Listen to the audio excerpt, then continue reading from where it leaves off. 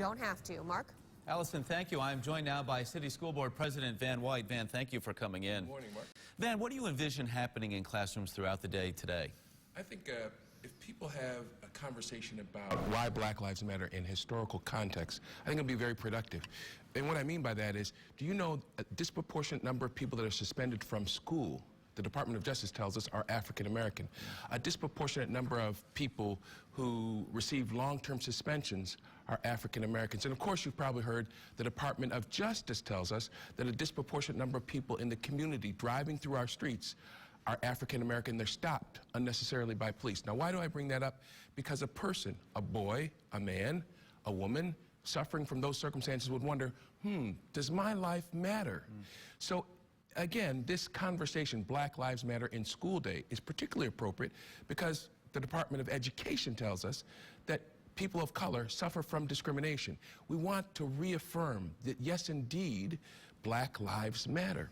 I'll give you one other quick example. Do you know that if you're the victim of a homicide and you're white, the perpetrator is likely to get the death penalty more so than if you're a victim of a homicide and you are black? If you were to understand that, and unfortunately people of color see that happen every day, you would begin to wonder, does my life matter? So again, the statement, Black Lives Matter in school, in the community, reaffirms that they do matter. An educational opportunity. Absolutely. What do you say to critics of this idea? I say, take the time to understand that America is not a melting pot.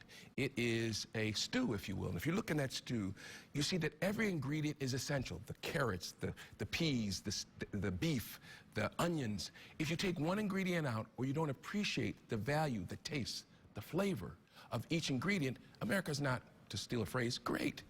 And so this conversation about Black Lives Matter could be had, for example, about women. There was a time where Susan B. Anthony was basically saying women's lives matter.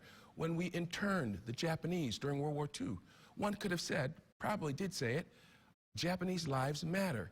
It's not a rejection of other people. It's a message of tolerance, diversity, the importance of America being that stew so that everybody's contribution is appreciated. Well, Van, thank you for coming in. Good luck with this initiative today in the city schools. All right, take care. Our conversation will continue online as well. For more, head to rochesterfirst.com as well as our News 8 Twitter and Facebook pages. Allison?